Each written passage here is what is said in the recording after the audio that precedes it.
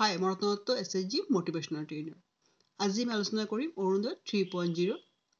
যেহেতু আপোনালোকে গম পাইছে অৰুণোদয় 3.0 ৰেজিষ্ট্ৰেশ্যন প্ৰক্ৰিয়া এতিয়া সমাপ্ত হৈছে। চৰকাৰে 15 ডিচেম্বৰৰ পৰা 28 ডিচেম্বৰলৈকে এই ৰেজিষ্ট্ৰেশ্যন প্ৰক্ৰিয়া ডেট দিছিলে আৰু 28 তাৰিখে এই ৰেজিষ্ট্ৰেশ্যন প্ৰক্ৰিয়া সমাপ্ত হৈছে। যোনে যোনে ৰেজিষ্ট্ৰেশ্যন কৰিছে তেওঁলোকৰ নামত ফৰ্ম আহিব।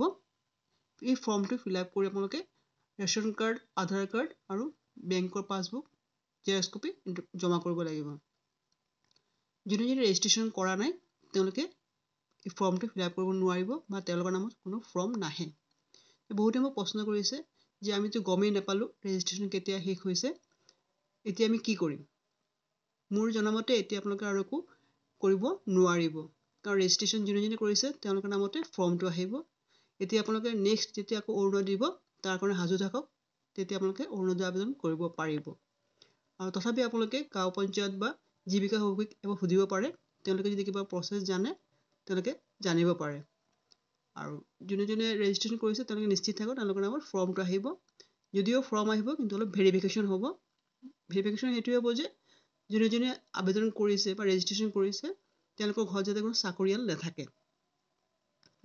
নাথাকে বা চাকৰি শেষ হৈছে, পেঞ্চন পাই আছে, তেনে ক্ষেত্ৰতে আপোনালোকে আবেদন কৰিব নোৱাৰিব।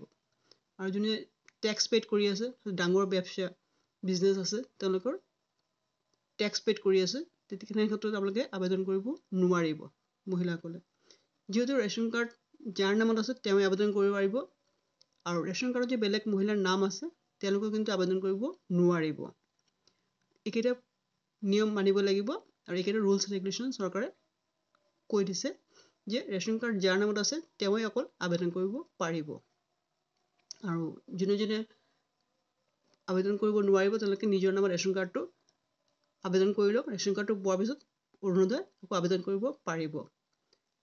আৰু যাৰ ৰেচন কাৰ্ড এতিয়ালৈকে হোৱা নাই তেওঁলোকে ৰেচন কাৰ্ডৰ যিটো নাম্বাৰ আছে সেই নাম্বাৰটো কালেক্ট কৰি ফৰ্মৰ লগত গাঁঠি দিব। আৰু যোনে যোনে ৰেচন কাৰ্ড আছে তেওঁলোকৰ অৰুণোদয় আঁচনিটো পাবই, তেওঁলোকৰ চিন্তা নাই। আৰু মেইন ৰেচন কাৰ্ড আৰু আধাৰ কাৰ্ড, গতিকে এইকেইটা ডকুমেণ্ট লৈ পেলাই আপোনালোকে ধুনীয়াকৈ আবেদন কৰি দিব। যিহেতু ফৰ্মটো 3 তাৰিখে দিয়াৰ কথা আছিলে জানুৱাৰী, কিন্তু এতিয়ালৈকে আহি পোৱা নাই। হয়তো ইতিমধ্যে ফৰ্মটো আপোনালোকে পাব। ফৰ্মটো পোৱাৰ পিছত কেনেকৈ ফিল আপ কৰিব লাগিলে মই ভিডিঅ'টো বনাই দিম, চাই ফৰ্মটো ফিল আপ কৰিব পাৰিব। যদি ভিডিঅ' ভাল লাগে লাইক শ্বেয়াৰ কৰিব, ছাবস্ক্ৰাইব কৰিব। ধন্যবাদ।